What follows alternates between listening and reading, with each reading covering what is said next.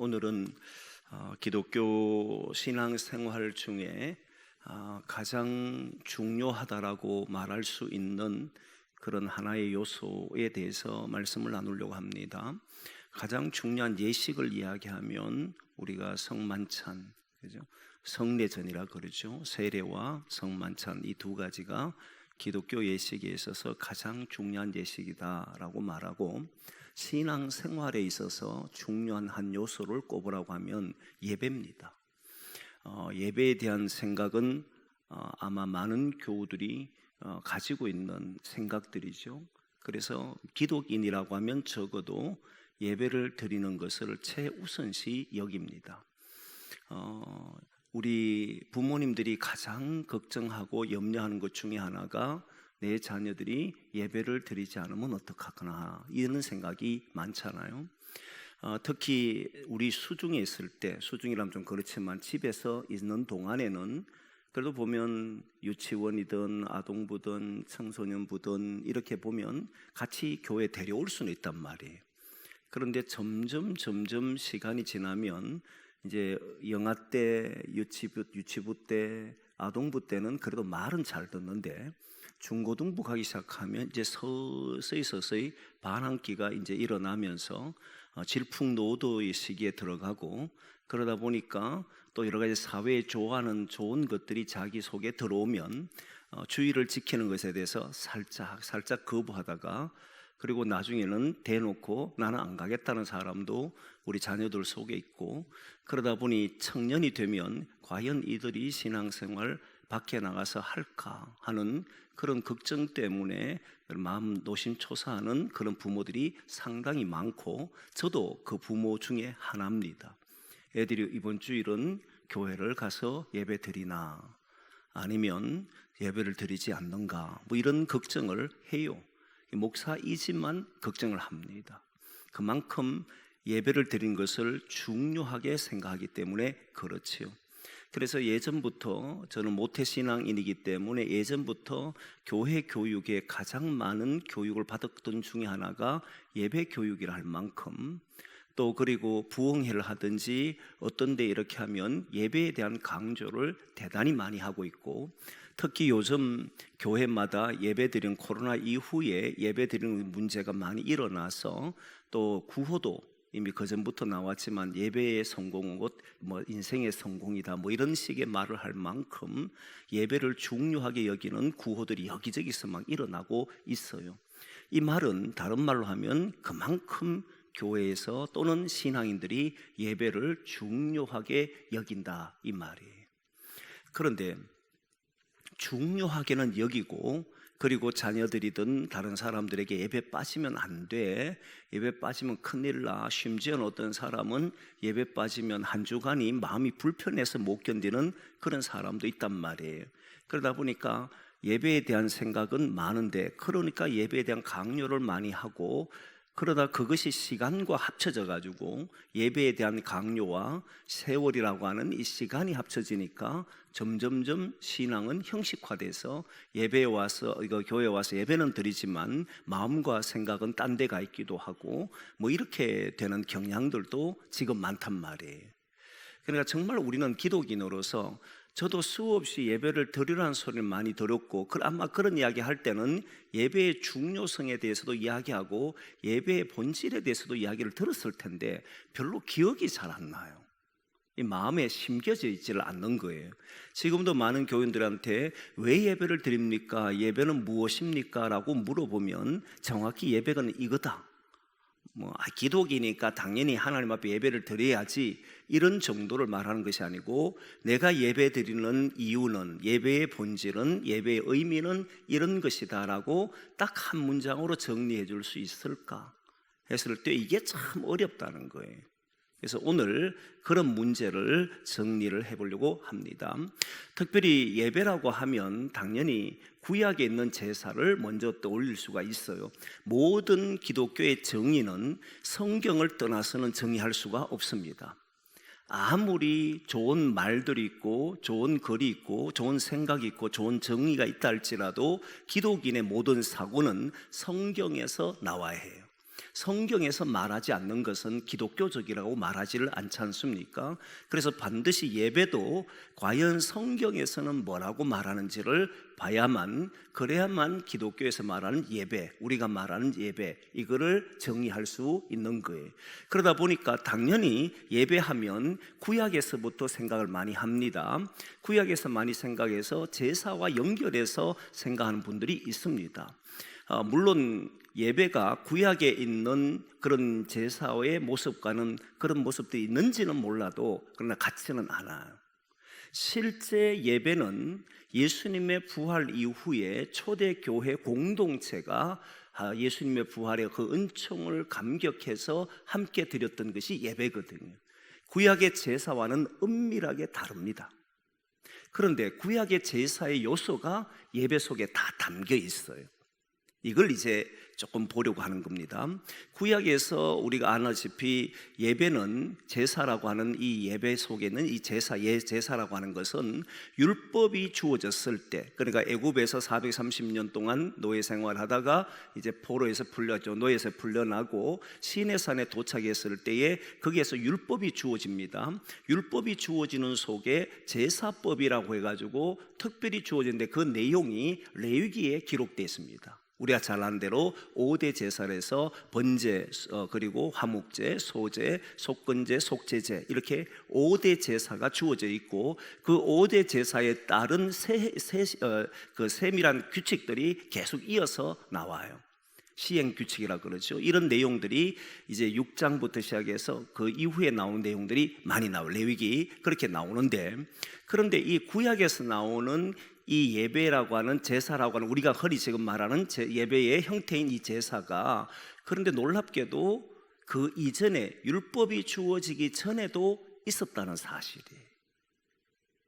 번제는 이렇게 드려, 그리고 속죄제는 이렇게 드려라고 하는 그런 형태는 있었지만, 그 이게 레위기에 때 나오지만 그 이전에 벌써 하나님 앞에 예배하는 사람이, 제사하는 사람이 있었습니다. 우리가 잘 아는 대로 제일 먼저 등장하는 것이 가인과 아벨이잖아요. 가인과 아벨이 둘 다 이제 이 땅에 이제 쫓겨난 이후에 자기의 삶을 살아가는데, 가인은 농사 짓는 사람이었고 아벨은 양치는 사람이어서 자신이 얻은 소득으로 하나님 앞에 예배를 드렸다, 제사를 드렸다, 이렇게 나온단 말이에요. 이미 드렸다는 거예요. 그리고 여러분, 아브라함도 보면 아브라함이 갈대아 우르에서 하나님의 부르심을 받고 나와서 가는 곳마다 거기에서 제단을 쌓았더라, 이렇게 나와요. 그러니까 이미 구약에서도 율법이 주어지기 전에 예배를 드리는 이런 형태가 있었다는 겁니다. 이런 형태가 있었는데 신약에 넘어오면서 사실은 이런 예배가 성경에 기록된 것이 거의 없어요. 번제를 이렇게 드려라, 속건제를 이렇게 드려라, 속죄제를 이렇게 해서 예수님 이후에 보면, 그리고 초대교회 공동체 보면 이런 예배가 나타나질 않아요. 제사의 형식을 띤 예배가 나타나지 않아요. 그러면 왜 그런 제사는 다 사라졌는가 하는 게 이제 궁금하잖아요. 구약에 있는 하나님이 율법을 통해서 5대 제사를 명했는데 왜 그런 제사는 다 사라지고 전혀 다른 예배가 등장하느냐라고 했을 때 히브리서 보면 그게 잘 나옵니다. 한번 보겠습니다. 히브리서 10장 5절에서 6절에 있는 말씀을 한번 보겠습니다. 5절에서 6절에 있는 말씀 같이 봅니다. 시작. 그러므로 주께서 세상에 임하실 때에 이르시되 하나님이 제사와 예물을 원하지 아니하시고 오직 나를 위하여 한 몸을 예비하셨도다. 그대로 더 봅니다. 조금 5절 잠깐만요. 더 보면 5절만 다시. 자, 여기 보면 주께서 세상에 임하실 때 하나님 뭘 원치 않았다는 겁니까? 제사와 예물을 원치 않았다는 겁니다. 그럼 한 몸을, 자신의 몸을 원했다는 거잖아요. 그리고 6절 봅니다. 보시겠습니다. 시작. 번제와 속죄제는 기뻐하지 아니하시나니. 예수님의 몸을 원했지 어떤 제물이나 번제나 속죄제나 이런 어떤 제사를 원한 게 아니었다는 거예요. 예수님 이 땅에 오실 때. 그리고 다시 봅니다. 8절 말씀 보겠습니다. 히브리서 10장 8절 말씀입니다. 같이 봅니다. 시작. 위에 말씀하시기를 주께서는 제사와 예물과 번제와 속죄제는 원하지도 아니하고 기뻐하지도 아니하신다 하셨고 이는 다 율법을 따라 드리는 것이라. 그죠? 하나님은 이제 예수 그리스도를 이 땅에 보내시면서 속죄제, 번제, 속건제 할 것 없이 이런 모든 제사는 원치 않으셨다라고 하는 것이 히브리서 이야기잖아요. 그리고 또 봅니다. 히브리서 10장 10절에서 14절입니다. 조금 긴데 10절에서 14절을 전체를 한번 봅니다. 같이 봅니다. 시작. 이 뜻을 따라 예수 그리스도의 몸을 단번에 들이심으로 말미암아 우리가 거룩함을 얻었노라. 제사장마다 매일 서서 섬기며 자주 같은 제사를 드리되 이 제사는 언제나 죄를 없게 하지 못하거니와 오직 그리스도는 죄를 위하여 한 영원한 제사를 드리고 하나님 우편에 앉으사 그 후에 자기 원수들을 자기 발등상이 되게 하실 때까지 기다리시나니 그가 거룩하게 된 자들을 한 번의 제사로 영원히 온전하게 하셨느니라. 아멘. 그러니까 예수님께서는 예수님이 자신의 몸을 단번에 드림으로써 뭐가 다 드려진 거란 말이에요? 번제, 속죄제, 속건제, 소제, 화목제 할 것 없이 구약에 드린 모든 제사가 예수로 인해서 한 번에 드려진 거다 이 말이에요. 그러니까 예수 그리스도를 믿는 사람들은 더 이상 이런 제사를 드릴 필요 있다는 거예요? 없다는 거예요? 없다는 겁니다. 이제는 예수 그리스도가 자신을 드림으로써 모든 예배, 제사나 구약에 나오는 제사는 완성을 시켜버린 거예요. 그리고 난 이후에 이렇게 말하는 겁니다. 한번 봅니다. 히브리서 7장 27절 말씀입니다. 히브리서 7장 27절 같이 봅니다. 시작. 그는 저 대제사장들이 먼저 자기 죄를 위하여 다음에 백성의 죄를 위하여 날마다 제사 드린 것과 같이 할 필요가 없으니 이는 그가 단번에 자기를 드려 이루셨음이라. 그죠? 이제 이해되죠? 모든 대제사장도 자신은 죄를 위해서 드려야 돼요. 모든 인간도 드려야 돼요. 그런데 예수님께서 자신을 단번에 드림으로써 더 이상 이렇게 드릴 이유가 없다는 거예요. 매일매일 대제사장은, 매일매일 제사장은, 매일매일 백성들은 이렇게 하나님 앞에 와서 죄를 고백하고 드려야 되는데 그럴 필요가 없어졌다는 겁니다. 예수님이 단번에 드림으로써. 그리고 또 봅니다. 9장 26절 말씀입니다. 같이 봅니다. 시작. 그리하면 그가 세상을 창조한 때부터 자주 고난을 받았어야 할 것이로되 이제 자기를 단번에 제물로 드려 죄를 없게 하시려고 세상 끝에 나타나셨느니라. 왜 예수님이 세상 끝에 나타나셨냐면 이제까지는 사람이 매일매일 제사를 드렸는데 그게 아니라 예수님이 한 번에 드림으로 모든 죄를 없애시기 위해서 세상 끝에 나타나셨느니라 이 말을 하는 거예요. 그리고 10장 18절 말씀 한번 봅니다. 히브리서 10장 18절 말씀 시작. 이것들을 사하신즉 다시 죄를 위하여 제사를 드릴 것이 없느니라. 이제 우리는 이런 제사의 형식을 띌 필요가 없다는 거예요. 이해됩니까? 그러면 우리가 지금 드리는 예배 안에는 뭐가 있느냐가 중요하잖아요. 우리가 드리는 이 예배 안에는 여러 가지 요소가 있는데 그 요소들을 나중에 다음 시간에 이야기할 생각이고, 우리가 드리는 이 예배 속에는 뭐가 있냐면 예수님이 행하셨던 일이 있는 거잖아요. 그러면 우리 예배 속에는 과거의 구약의 제사장과 대제사장과 백성들이 드리던 무엇이 다 담겨 있다는 겁니까? 번제, 그 화목제, 그리고 속죄제, 속건제가 여기에 우리가 드린 이 예배 속에 예수님이 함께 함으로써 이 예배 안에 모든 구약에 드린 제사가 다 들어있는 것으로 말씀을 한다는 거예요. 우리가 죄를 사하기 위해서 드린 것이 아니고 이미 예수 그리스도가 주님 앞에 번제물로, 희생제물로, 속죄제물로 드렸기 때문에 이 예배 속에는 주님이 함께하는 순간에 무슨 일이 벌어지냐면 우리 모두가 이 제사를 드릴 필요가 없고 주님이 드린 것으로 우리는 참여하기 때문에 이 안에 뭐가 있냐면 번제도 있고 희생제물도 있고 속죄제도 있고 속건제도 있고 다 모든 구약의 예배가 이 안에 다 들어와 있다는 거예요. 그래서 여기에 보면 예배 드릴 때마다 뭐 합니까? 회개 기도하고 회개 기도하는데 우리가 회개 기도했기 때문에 용서받는 것이 아니라 예수님께서 속죄제를 드렸기 때문에 우리는 그의 은총에 입어서 우리가 용서를 받는 거잖아요. 주님 나를 받아주십시오. 번제물로 또는 우리 예를 들어 헌신 예배를 드리고 막 이러는데 우리가 헌신하겠다라고 다짐했기 때문에 주님 우리 예배를 받으시는 것이 아니고 주님께서 우리를 대신하여 번제물이 되셨기 때문에 우리가 주의 이름으로 모여서 그런 예배를 드릴 때 주의 은혜로 말미암아 하나님은 우리 예배를 받으신다는 거예요. 그러니까 우리 안에 뭐가 있느냐면 주님의 희생과 주님의 번제물과 그리고 주님이 우리를 위해 돌아가신 그 모든 희생 제물이 함께 있는 거룩한 예배가 되는 거다 이 말이에요. 그래서 이 예배는 주님이 함께하는 곳이 예배다 이 말이에요. 이 예배 속에는 뭐가 있다는 거예요? 주님의 은혜가 있다는 거예요. 그의 십자가의 죽으심, 그리고 그가 우리를 위해서 용서하시는 그 은총, 이 모든 것이 담겨 있는 것이 예배. 그러니까 모든 기독인들은 그 예배 속에서 감사하고 감격하는, 그리고 제사가 되지 않는다는 거예요. 제사는 누가 끝냈다는 겁니까? 예수님이 끝을 냈고 우리는 그분의 은혜로 말미암아 기쁨과 감격이 있다는 거예요. 이게 신약에 넘어오면서 모든 기독인들이, 모든 기독 공동체가 해왔던 예배라는 거예요. 자, 그러면 여기에서 이제는 이런 형식이 우리의 예배를 드러내는 것이 아니다라고 하는 것을 이야기했습니다. 그러면 예배는 도대체 뭔가? 이제 이게 핵심이잖아요. 오늘 구약에서부터 신약에 이르기까지 그 예배 속에 깊이 들어있는 게 뭔지를 잘 보면 답을 찾을 수가 있어요. 구약 속에 뭐가 담겨 있느냐라고 보니까 번제를 드리고 오게 하고 속죄를 드리라 그러고 속죄 제물 드리라고 화목 제물을 드리라고 이렇게 하잖아요.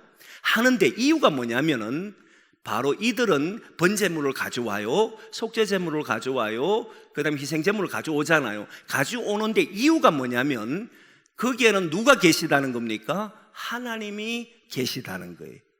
그러니까 뭐 하러 오느냐면 드리러 오는 것이 아니고 보러 오는 것도 아니고, 옛날 우리는 왜 예배를 드리러 간다, 예배를 보러 온다 이런 말을 많이 했는데 그게 아니고 주님을 만나러 간다는 것이 예배랬다는 거예요.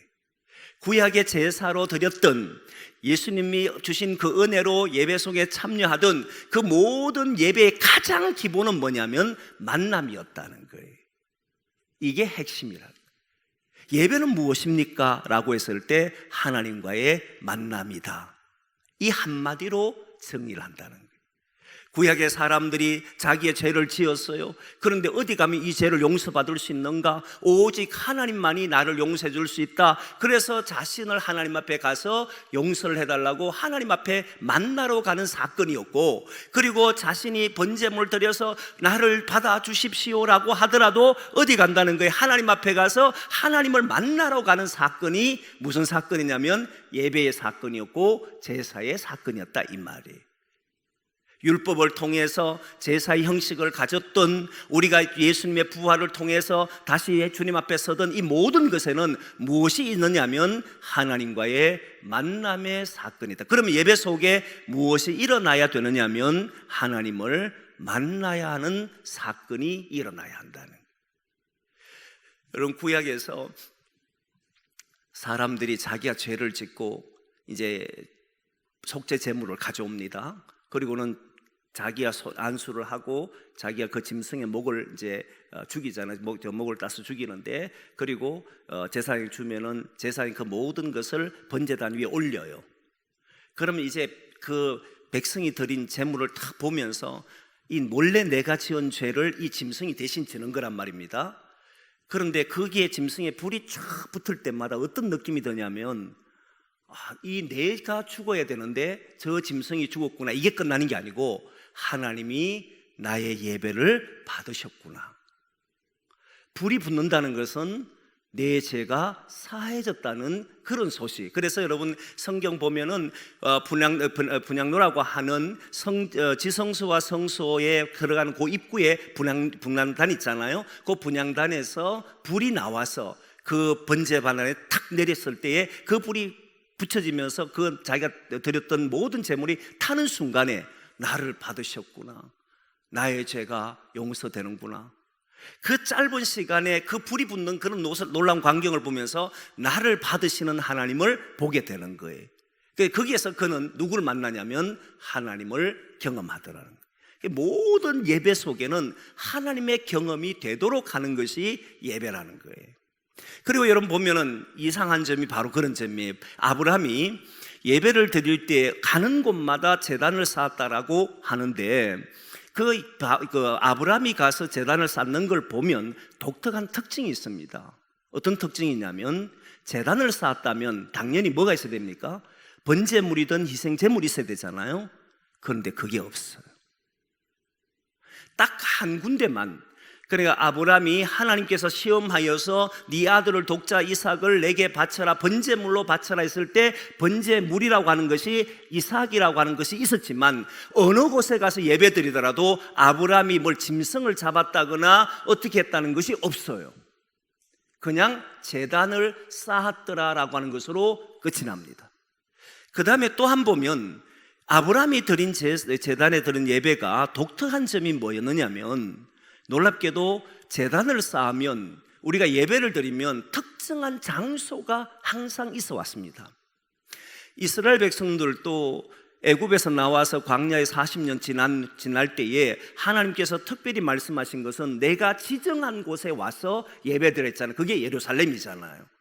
예루살렘이라고 하는 특정한 장소를 지정했고 그 장소에 와서 예배드리도록 되어 있습니다. 그리고 우리는 많은 사람들, 인류에 살아왔던 많은 사람들이 제단을 쌓는 곳을 보면 특정한 곳에 가서 제단을 쌓고 예배를 드려서 이단들이나 또는 다른 종교는 높은 곳에 가서 많이 했습니다. 이렇게 특별한 어떤 곳에 제단을 쌓아요. 우리가 잘 아는 대로 이스라엘 남과 북이 갈라졌을 때에 남쪽에는 예루살렘에서 예배를 드릴 수 있는 예배당이 있었고 그러나 북쪽에서는 예루살렘에 갈 수가 없잖아. 이제 분리가 됐으니까. 그러니까 어떻게 하느냐 하면 북이스라엘은 베델과 단이라는 곳에다가 제단을 쌓고 예루살렘에 올라가지 않아도 된다라고 이야기했거든요. 이 말은 사람들은 예배를 드린다면 당연히 어떤 처소가 있다고 생각한 거예요. 그런데 아브라함은 처소가 없었어요. 예배의 장소를 특별히 만들질 않았어요. 그가 가는 곳에 예배를 드렸고 그가 머무는 곳에 제단을 쌓았어요. 그리고 우리가 잘 아는 조금 전에 얘기했던 가인과 아벨도 우리가 사람들이 아벨이 양의 새끼를 드렸기 때문에 희생제사를 드려서 하나님 받으셨다라고 말한 사람들이 많잖아요. 아닙니다. 그것은 정확히 구분하셔야 돼요. 어떻게 구분되냐면 가인과 아벨이 소득을 가지고 첫 소득을 드렸던 거예요. 이것은 희생제사도 아니고 내가 가진 모든 것이 하나님께로부터 비롯됐다고 믿고 드린 사람이 누구냐면 아벨이었고 그래서 하나님은 아벨을 보고 더 나은 제사를 드렸다는데 그 앞에 붙은 단서가 믿음으로 더 나은 제사를 드렸다 이 표현을 썼어요. 그러니까 이것은 번제물을 드렸다 희생제물을 드렸기 때문에 내가 하나님께서 아벨의 제물을 받으셨다 이 말을 한 게 아니에요. 하나님은 농사를 지은 것을 드렸다 해도 문제가 되질 않았습니다. 근데 왜 가인 것은 받지 않았느냐 하면 가인은 믿음으로 드리지 않았다는 거예요. 그러면 아벨이 가졌던 믿음은 뭐고 가인은 왜 믿음으로 드렸다고 말하지 않느냐라고 했을 때 여러분 히브리서 11장의 말씀을 보면 아벨과 가인 이야기를 나올 때 그 앞에 보면 세 개가 다 하나님의 것이라고 이야기하는 말이 딱 나와요. 그러니까 가인은 내게 주신 이것, 내가 지금 얻은 이 소득은 자신이 노력해서 땀 흘려서 얻은 것을 드린 것이고 아벨은 양을 치고 얻은 이 모든 소득은 하나님이 주셨다라고 믿었기 때문에 드린 거예요. 이 둘은 엄연한 차이가 느끼잖아요.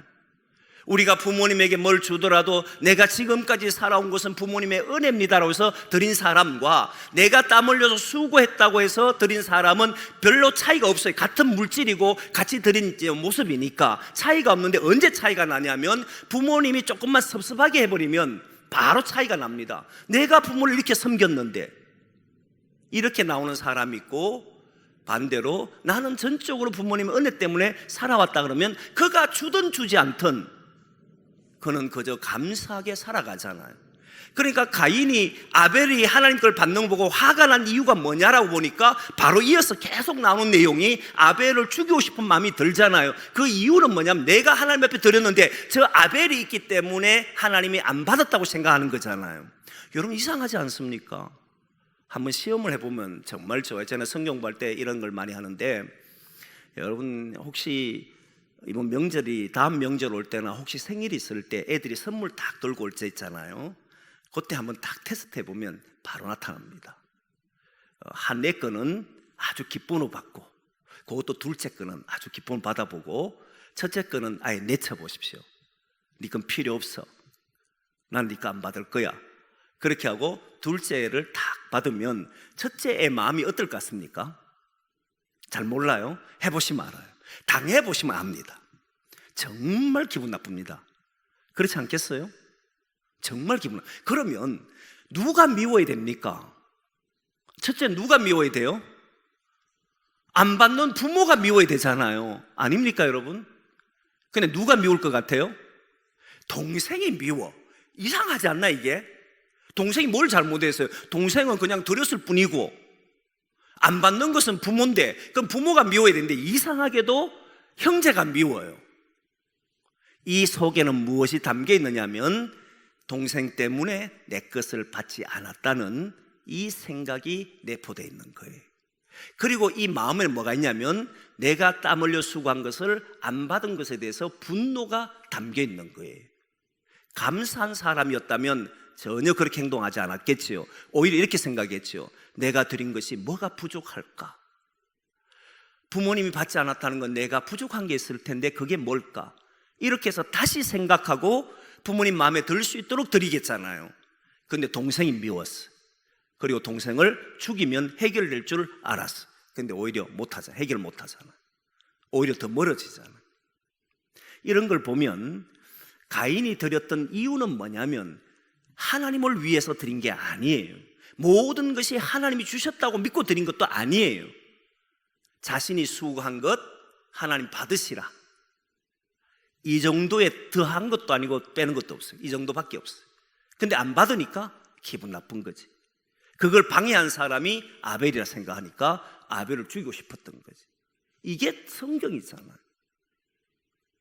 믿음으로 한다. 그런 아벨과 가인의 차이는 여기인데, 아벨은 그럼 믿음으로 됐다는 게 뭐냐면 이 세계가 내가 지금까지 걸어온 삶이 하나님으로부터 비롯된 겁니다. 끊임없이 뭘 이야기하는 겁니까? 하나님과 관계 속에서 이야기하는 거 알아요?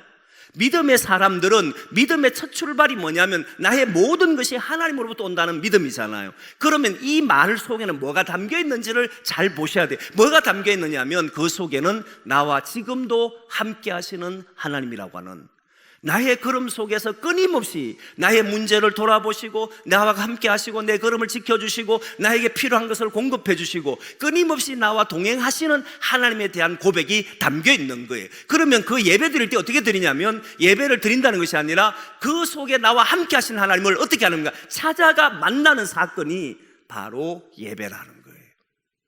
나를 지켜주신 하나님 감사합니다, 만나러 가는 거예요. 단순히 감사합니다라고 드린 것이 아니라 그분을 찾아가고 그분을 만나는 거예요. 그래서 모든 예배는 만남이라는 거예요. 기독교의 예배는 만남이 핵심이라는 겁니다. 이거를 잘 기억해요. 기독교 예배가 무엇인가? 드리는 것에 있는 것도 아니고 보는 것에 있는 것도 아닙니다. 지금까지 나와 함께 하셨던 하나님을 나는 오늘 예배를 통해서 만나겠다. 지난 한 주의 그런 삶을 나는 하나님의 도우심 속에 살아왔노라고 믿고 만나는 사건이 바로 무슨 사건이에요? 예배라는 거예요. 그리고 예배를 드리고 나면 그걸로 지난 시간의 끝이다 이런 게 아니에요. 예배 속에는 지난 시간과 함께 오늘 그리고 앞으로 걸어가는 모든 삶이, 모든 것이 담겨 있는 것이 예배라는 거예요. 지나온 시간들을 돌아보면서 하나님의 은혜였습니다, 감사하는 현재 내가 감사하고, 지난 일에 감사하고, 현재 내가 이 자리에 있음을 감사하고 만나고, 앞으로도 나는 누구와 동행하겠다는 겁니까? 하나님과 내 삶을 걸어가기를 원합니다. 그리고 예배 안에는 지난 시간에 지켜주신 것에 감사에 대한 고백과, 그리고 잘못된 걸음들 걸어왔던 회개의 기도와, 그리고 앞으로 나를 지켜주실 것이라는 확신과, 이 모든 것이 어디에 담겨 있냐면 이 예배 속에 담겨 있다는 거예요. 이 예배가 그만큼 그래서 중요하다는, 만남이니까. 그럼 이 만남이 왜 그렇게 중요하느냐 하면, 여러분, 그건 우리가 어릴 때부터 그렇게 들어왔던 거잖아요. 사람은 누구를 만나에 따라 다르다고 하는 이야기를 하잖아요. 여러분, 기독교 잘 보시면 예수 그리스도를 믿고 난 사람들이 부활과 이런 놀라운 것을 성천하는 것을 경험한 제자들과 수많은 기독인들이 항상 보면 매 안식일 지난 첫날에, 다시 말하면 오늘 주일날에 모여서 예배했어요. 오늘 본문에 보면 기쁨으로 떡을 떼고 함께 했어요. 이유가 뭐냐면, 여러분, 그들이 놓여진 이 현실이 너무너무 괴로운 현실이에요. 로마로부터, 유대 사회로부터 견딜 수 없는 아픔이 있는 그런 현실이잖아요. 그러면 그 속에서 나를 지켜주신 그 은혜에 대한 감사와, 그리고 앞으로 내가 걸어가야 될 그 속에서 다가올 수많은 어려움들 속에도 내 힘으로 감당할 수 없기에 오늘도 주님이 나를 만나주셔서 나에게 참으로 주님 주신 능력과 힘을 공급받는 그 은혜의 장소가 어디였냐면 예배의 장소였다는 거예요. 그럼 여러분, 교회 올 때마다 우리는 뭘 생각해야 되냐면, 오늘 예배 드리러 가야지. 정말 어리석은 생각이에요. 나는 예배 보러 가야지. 물론 용어적인 문제지만 이건 기독인은 그렇게 말하는 거예요. 오늘 또 주님 만나러, 나는 오늘 또 주님 찾아서 주님 만나기를 원합니다. 나에게 찾아와 주십시오. 내가 예배 속에 있을 때 주님 임재해 주십시오. 그런 고백과 그런 믿음으로 주님 앞에 서야만 참된 예배가 된다, 이 말이에요. 그래서 예배에는 우리가 오지만 주님이 임재하지 않으면 사실 그 예배 여러분 드려보셔서 알잖아요. 기쁨도 감사함도 잘 일어나질 않습니다. 예배 우리는 수없이 드립니다. 어떤 사람이 그렇게 고백하는 사람을 봐서, 목사님, 나는 예배를 이렇게 많이 드려도 감격이나 감동이 없어요. 그럼 왜 주님이 나를 찾아와 주지 않는가요? 만나주지 않는가요? 이런 고백하는 사람도 있어요. 여러분, 실망하지 마시라. 두려워하지 마시라. 왜냐하면 수많은 믿음의 사람도 매일 예배 드릴 때마다 주님의 임재를 경험한 게 아니에요. 예배 드릴 때마다 주님의 사랑을 느끼고 주님께서 나와 함께함을 막 경험하고, 그러면 여러분, 우리는 내가 갈 때마다 주님이 오는 거잖아요. 모든 예배 속에는 주님의 임재가 기본이기 때문에 나는 매일 주일 앞에 주님 앞에 찾아가지만 거기에 주님이 임재해 주셔야 되니까 수많은 믿음의 사람 그렇게 살아온 거예요. 만나지 못하고 그냥 경험되지 못해서 또 돌아가는 것 같고, 근데 어느 순간에 나와 함께하는 주님이 그 예배 속에 경험되고, 그때 또 사람들이 희망을 가지고 막 걸어가고, 그러면서 동시에 고백이 나오는데, 그런데도 불구하고 주님은 나와 함께 하십니다. 나의 삶에서 끊임없이 함께 하십니다. 오늘 내가 이 자리에서 경험하지 못했다 할지라도 내 삶의 자리에 주님은 또 함께 하실 것을 믿습니다. 또 고백하고, 그런 모든 것이 함께 이루어진 곳이 어디라는 겁니까? 예배라는 거예요. 주님의 임재가 내가 경험되든 경험되지 않든 여기에 유무해 있는 것이 아니고, 오늘 또 만나러 오고 주님 나와 함께 할 줄 믿고 오늘 또 임재해 주십시오 바라고 하지만, 그러나 때는 그 경험이 되지도 않고 오늘 마음이 공허해지고 하나님 나를 만나주지 않는 것 같은 그런 두려움과 불안이 있다 할지라도, 다시 신앙인들은 그 예배 속에서 뭘 한다는 겁니까? 내 삶에서 여전히 나와 함께 하실 주님을 믿습니다. 또 고백하고 걸어가다 보면 그 속에 삶의 자리에서 주님이 나를 만날 때, 그때 우리는 또 뭘 합니까? 거기 자리가 예배의 자리가 되기도 하고, 수많은 우리의 삶 모든 자리가, 그래서 아브라함이 걸어가다가 주님 동행했다는 경험될 때마다 또 예배드리고, 그게 바로 신앙인들이 걸어가는 자리다. 그래서 여러분, 우리는 기독인으로서 이 예배의 자리가 그런 자리가 되기를 원합니다. 어떤 자리냐면 주님의 임재하는 자리. 주님이 이곳에 늘 함께 해주시는 것을 여기 온 모든 사람들이 경험하기를, 주님 경험하면 어떤 일이 벌어지냐면 다시 용기가 생겨요. 확신이 생겨요. 그리고 두려웠던 마음들은 떠나가고, 불안했던 마음도 사라지고, 내가 걱정하고 염려하는 것들을 이겨내고 다시 세상에 나가서 내게 주어진 삶을 살아보겠다라고 하는 담대한 마음들이 일어나고, 그런 곳이 바로 이 자리에. 그래서 제가 그런 이야기를 했잖아요. 여러분, 교회라고 하는 곳은 일을 하기 위해서 모이는 자리가 아니고 은혜를 받는 자리요. 세상에서 모든 곳에는 다 에너지를 써야 하지만 유일하게 에너지를 공급받고 힘을 공급받을 수 있는 곳은 두 곳이 되는데, 하나는 가정이요, 하나는 교회다.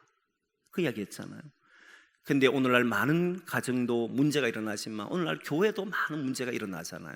여러분, 우리 마음에는 끊임없이 버리지 말아야 될 하나가 있는데, 그게 무엇이냐면 여기는 하나님을 만나는 장소다. 하나님의 임재하는 곳이 예배다. 예배 속에 주의 임재를 경험하고 나는 다시 세상을 향해 걸어가도록 만드는 곳이 예배다. 그래서 거기에 대한 소망을 가지고, 거기에 대한 기대를 가지고, 거기에 대한 마음을 가지고 주님 앞에 나오기를 원합니다. 오늘 본문을 다시 한번 읽어보겠습니다. 오늘 본문 46절에서 47절 말씀 한번 보십시오. 그렇게 나오죠. 같이 한번 봅니다. 시작. 날마다 마음을 같이하여 성전에 모이기를 힘쓰고 집에서 떡을 떼며 기쁨과 순전한 마음으로 음식을 먹고 하나님을 찬미하며 또 온 백성에게 칭송을 받으니 주께서 구원받는 사람을 날마다 더하게 하시니라. 아멘. 성전에 모이기를 힘쓰고 어디에 있든지 하나님을 높여 찬미하고 하나님을 만날 수 있는 일들을 우리가 계속해가는 것이 예배다. 예배라는 것은 우리가 함께 모여드린 이곳에만 뿐만 아니라 우리의 삶의 자리에서도 얼마든 주의 임재를 경험하시면서 살아가시라. 그래서 우리 모두가 예배하는 자 되기를 원합니다. 주님을 경험하는 자 되기를 원합니다. 그래서 우리 속에서 일어나는 모든 것들이 두려움이 변화해서 기쁨과 감사함으로 바뀔 수 있는 담대함이 되는 그런 예배자들이 되기를 소망합니다. 예배는 다른 것으로 정리할 게 없어요. 모든 구약에서도 다 하나님을 만나려 했던 사건이고, 하나님 만났을 때 모든 삶이 달라졌던 것이 바로 만남의 사건인 예배였다는 거예요. 그래서 우리는 하나님 앞에 예배하는 것은 주님을 만나는 것이다. 이 점을 꼭 기억하고 이제 살아가기를 소망합니다.